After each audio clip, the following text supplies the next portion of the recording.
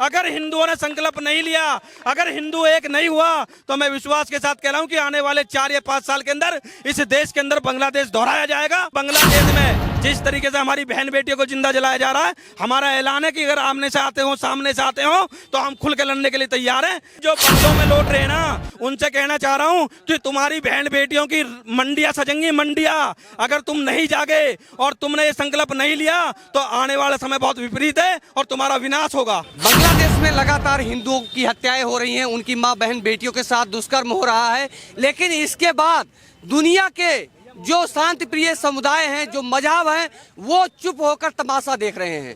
हमेशा गंगा जमुनी तहजीब, आपसी भाईचारे की बात की जाती है, लेकिन आज बांग्लादेश के हिंदू निसहाय, निस्वार्थ और उनकी बहन बेटियों को घर से निकाल कर उनके साथ दुष्कर्म किया जा रहा है। ऐसे में भारत का हिंदू जो इस समय सड़कों पर है, लगातार आंदोलन कर रहा है। इस समय हम तिलपता चौक पर हैं, ग्रेटर नोएडा के। यहाँ पर हम बात करेंगे बेदनागर जी से, जो आज यहाँ पर इतनी बड़ी हिंदू जनसंख्या में यात्रा निकाल रहे हैं। क्या मांग है आपकी? हमारी सबसे पहले मांग ये है कि हम बांग्लादेश के जो अल्पसंख्यक हिंदू हैं, उनके साथ पूरा भारत तन मन धन से खड़ा है, और जिस तरीके से वो अत्याचार कर रहे हैं, उसे किसी भी कीमत पर बर्दाश्त नहीं करा जाएगा। आर पार की होगी जो भी होगी। कभी बांग्लादेश, कभी कश्मीर, कभी बांग्लादेश, कभी कश्मीर, कभी बंगाल, कभी कलकत्ता, ये लगातार हिंदुओं की हत्याएं हो रही हैं, लगातार पलायन हो रहा है। ये पलायन कब रुकेगा?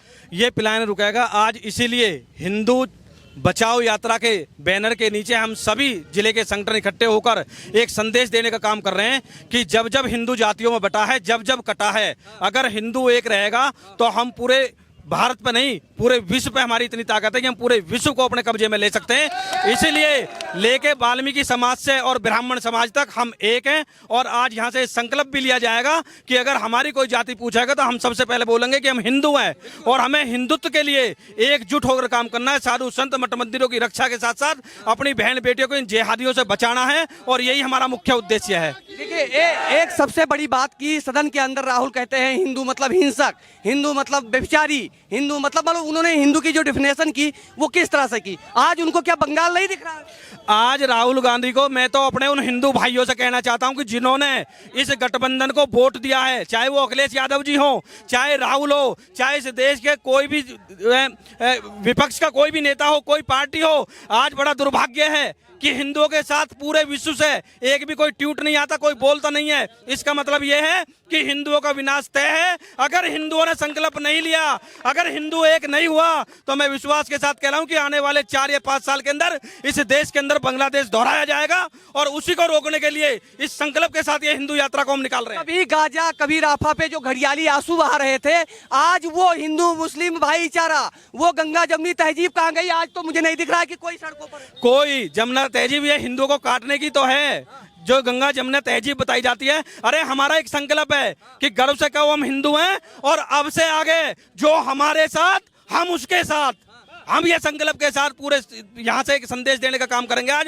पूरे भारत के अंदर एक मैसेज देने का काम करेंगे कि वाल्मीकि समाज से लेकर ब्राह्मण समाज तक एक झंडे के नीचे और भगवा झंडे के नीचे आज ये संकल्प लिया जाएगा कि पूरा संपूर्ण हिंदू समाज एकजुट होकर हमारे अपने जितने भी हमारी परंपराएं, साधु संतों की हमारी परंपराएं, मठ मंदिरों की, हमारी बहन बेटियों की, जहां भी जिस तरीके का भी जिहाद फैलाया जा रहा है, हम उसको रोकने के लिए एक मुहिम का आज यहां से बहुत बड़ा आगाज करने वाले हैं। और अब के बाद में हमारे उत्तर प्रदेश में अगर किसी भी तरह की ऐसी कोई घटना होती है तो हम उसका मुंह तोड़ जवाब देंगे।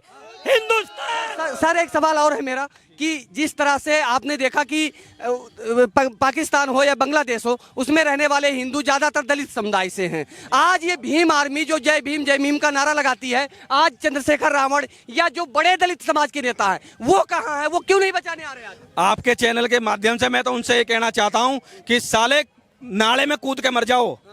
ये भी अभी हमारे अंदर है कि हमने कभी भी अपने जीवन में जाति विशेष की कोई बात नहीं करी, वो चाहे जाटव समाज हो या हमारा अल्पसंख्यक समाज हो, लेकिन उसको हम ब्राह्मण और वाल्मीकि की श्रेणी में लेते हैं। यानी कि संपूर्ण एक एक व्यक्ति के साथ यहाँ का हिंदू बहुत मजबूती से खड़ा है। और बांग्लादेश में जिस तरीके से हमारी बहन बेटियों को जिंदा जलाया जा रहा है, हमारा ऐलान है कि अगर आमने से आते हो, सामने से आते हो, तो हम खुल के लड़ने के लिए तैयार हैं, लेकिन इस तरीके का अल्पसंख्यक के रूप में कोई भी अत्याचार बर्दाश्त नहीं करेंगे। जब ये आरक्षण का मुद्दा था, ये कहा गया कि आरक्षण के कारण जो है सरकार को गिराई गई, आरक्षण के कारण जो है ये बगावत हुआ, तो फिर हिंदुओं की हत्याएं क्यों? हिंदुओं की हत्या, ये राजनीति षड्यंत्र है, ये राजनीति षड्यंत्र है। हिंदुओं की हत्या पर इस देश के अंदर राजनीति होने लगी है और उसी का कारण है कि बांग्लादेश के अंदर हिंदुओं को जिंदा जलाया जा रहा है। अगर मेरे देश का विपक्ष अगर मजबूती के साथ खड़े होकर अगर इस बात को उठाता तो शायद उनके जो अत्याचार कर रहे हैं बांग्लादेश के अंदर वो उनके ही भाई बहन और रिश्तेदार हैं, वहां पर एक भी हिंदू की हत्याएं नहीं होती। उन हिंदुओं को क्या कहोगे कि जो वेदनागर जी के साथ आज नहीं खड़े हैं, अपने महलों और कोठियों में आराम से सो रहे हैं? ये तो बकरे की अम्मा कब तक खैर मनाएगी? ज्यादा ज्यादा 5 साल। भाई वेदनागर तो लड़के मरेगा, मैं तो हिंदुत्व के लिए हिंदू जगाने का काम कर रहा हूँ। चाहे मेरी हत्या हो चाहे मैं मरूं, मुझे कोई दिक्कत नहीं है। लेकिन जो बंगलों में लौट रहे हैं ना, उनसे कहना चाह रहा हूँ कि तुम्हारी बहन बेटियों की मंडियां सजेंगी, मंडियां। अगर तुम नहीं जागे और तुमने ये संकल्प नहीं लिया तो आने वाला समय बहुत विपरीत है और तुम्हारा विनाश होगा। भारत सरकार से क्या मांग? भारत सरकार से मेरी सबसे बड़ी मांग ये है कि आसाम की आईडी के, सबसे पहले मेरी मांग है कि आसाम की आईडी के लोग तत्काल यहां से बाहर करे जाएं, रोहिंग्या और बांग्लादेशी मुसलमानों को बाहर निकाला जाए। और सरकार सबसे पहले हमारी जो मांगे हैं, वैसे तो हमारा आज पत्र है जो हम ज्ञापन देंगे, लेकिन मुख्य मांगे हमारी 2-3 वे हैं कि प्रत्येक घर में जो राशन हमारा सरकार की योजना है, 3 लोग जिस घर में हैं उसको राशन दिया जाए। जिस घर में 3 परिवार के लोग हैं उनमें 2 बंदूक के लाइसेंस दिए जाएं। ऐसी हमारी बहुत सारी मांग है। और जो हमारा संत समाज हिंदुओं के साथ रोडों पर उतर रहा है उसकी सरकार सुरक्षा सुविधा सुनिश्चित करे और हर संत को। आपके ही सवाल से उत्तर से मुझे एक प्रश्न मिला है कि जब बांग्लादेश के अंदर हिंदुओं का रहना मुश्किल हो गया, उनकी बहन बेटियों के साथ बलात्कार हो रहा है, तो यहाँ करोड़ों बांग्लादेशी को भारत सरकार क्यों पाल रही है? बांग्लादेशी एक साजिश के तहत हैं, ये एक प्लानिंग है। ये 10 बच्चे पैदा करके इस धर्म को, इस राष्ट्र को नष्ट करने की प्लानिंग है। इसी के खिलाफ हम उतरे हैं। हमारी मांग है कि जो साधु संत जितने कथावाचक हैं अगर वो रोड पर उतरेंगे तो हम उनकी कथाएं सुनेंगे और नहीं उनका भी बहिष्कार करेंगे।